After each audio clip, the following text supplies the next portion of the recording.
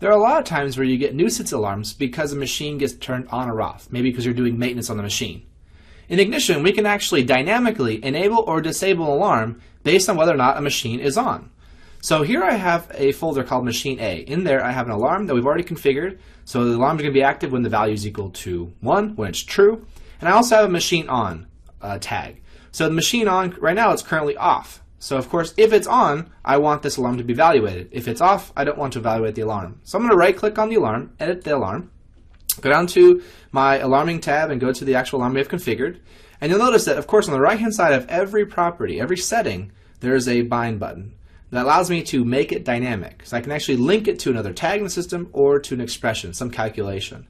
So that's true for the enabled property. The enabled property of every alarm is bindable.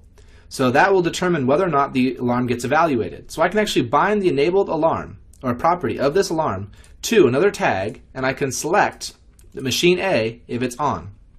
I'm going to come back here. You'll see that it's now linked to that Machine On tag. It's bold. As soon as I press OK, it's now going to be dynamic.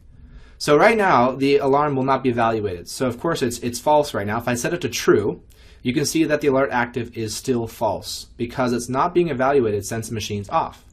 If I come down here and set the machine on, set that to true, now I come up, you'll see the alert is now active on that tag. So we can make the enable property of an alarm dynamic based on other tag in the system.